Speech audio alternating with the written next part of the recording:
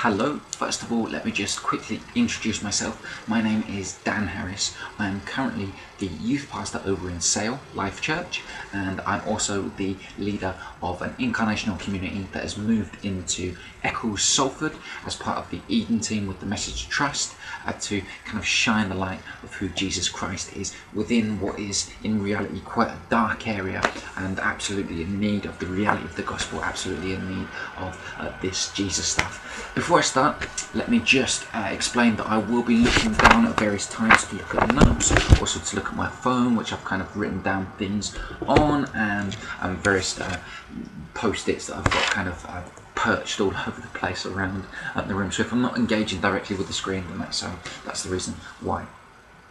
I was tasked with answering the question by Jonathan via email, the question of what are the main characteristics of good Christian youth work, i.e. what does Christian youth work look like to me? And I'd like to start off, if I may, by reading out some lyrics of a song that was written by a lady called Pink. Pink is a worldwide renowned artist and has kind of sold records worldwide and really tapped into the youth culture of today.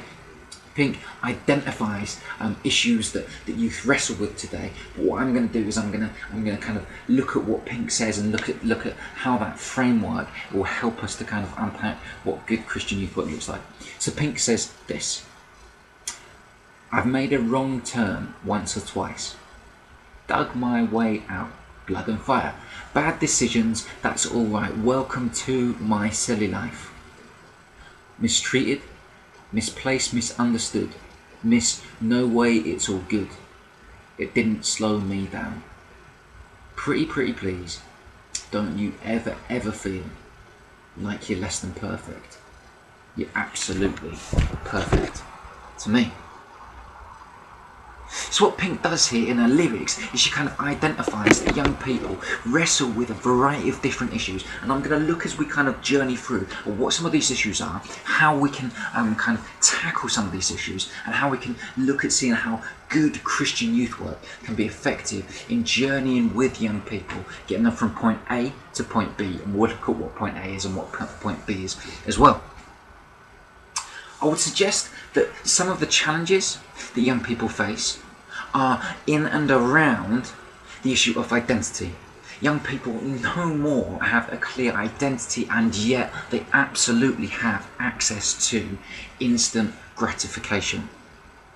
They can absolutely access pornography at the click of a button. They can absolutely access affirmation via posting pictures of them looking like however and seeing how many likes they get, and that kind of constant affirmation from their friends, that constant seeking to be accepted, that constant looking to be engaged in some kind of entertaining process, that constant just filling their minds, their souls, their spirits with things that aren't in and of themselves necessarily bad, apart from some of the aforementioned, but essentially detracting away from their soul identity, which is wrapped up in the identity of Jesus Christ.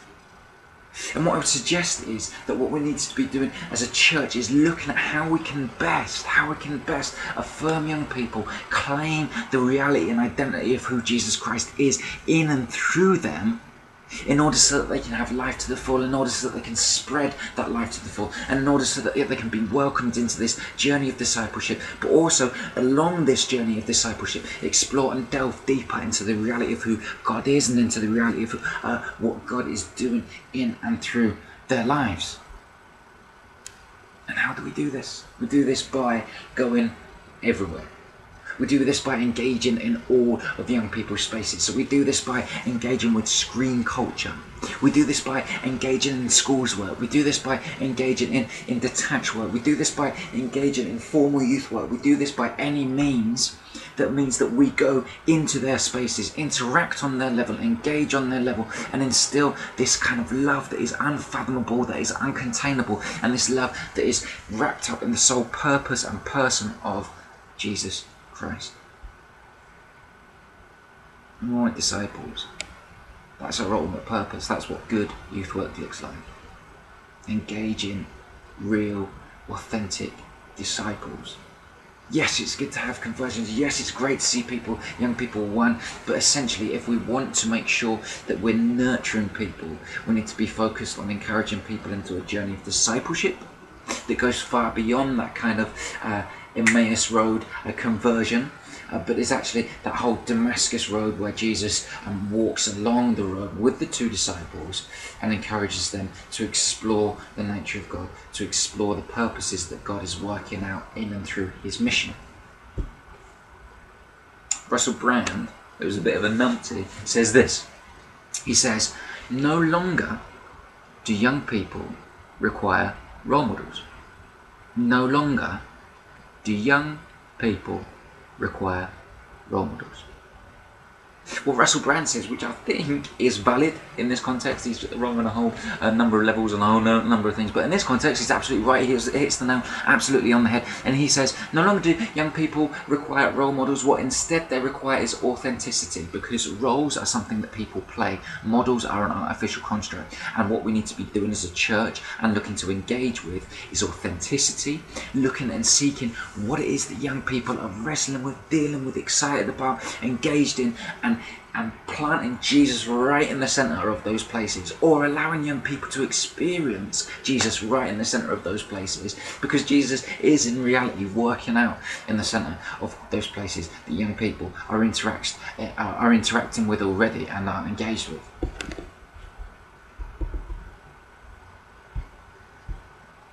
How do we go about doing this? We be rats.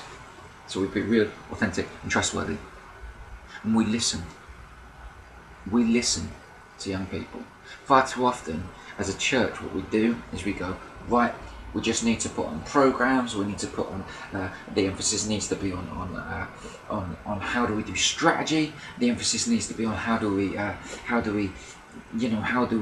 be as effective as possible, which in and of themselves, again, aren't bad, but in reality what we need to be doing is we need to be paying attention, listening, doing the Jesus model, figuring out where people are at and responding.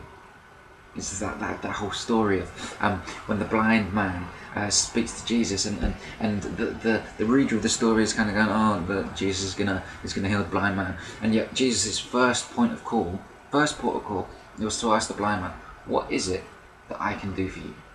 And the people around must have been going, well, of course, no, he's blind, he wants to see Jesus.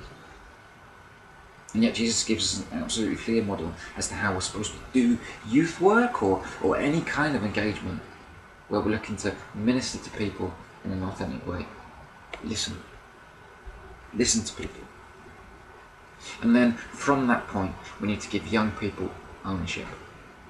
Because once they have ownership, the reality is we're going to see that they take a grasp of it, that we're not looking to kind of delve into their space, and they're instead looking to delve into other people's spaces, and they're looking to spread this light, put the light on a stand and get engaged from a point that they know is authentic. And what does that mean for us as a church?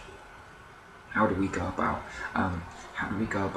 encouraging the lifeblood of the church to be looking to buy into this kind of youth work thing, buy into this kind of idea that youth work is absolutely where God's heart is, absolutely what God wants to see, absolutely how God wants to engage with young people. We do that tangibly by instilling clear vision. So what is our DNA? What are we about? And that can look like a mission statement, or that can look like a kind of a litmus test whereby everything that we do, we measure up to that standard. And what I suggest is that process is soaked in prayer. Because if it's not soaked in prayer, and if that's not the lifeblood where we're drawing all of our goals out of, where we're drawing all of our strategy out of, then actually the reality is that we failed from the start. But once we have a clear vision, once we have a clear DNA, and once we have a clear destination, so we're trying to invite these young people into a kind of a journey. Once we've said, actually we want them to belong, in order so that they can believe, in order so that they can become and behave as Christians behave and become and do what Christians do, we can then say, actually, that's the place that we want to be at. And this is what I would suggest is conducive to good youth work. This is what I would suggest in a weird video forum is the best way of engaging young people with the reality of what Christ is trying to do in their lives. Amen. Cheers.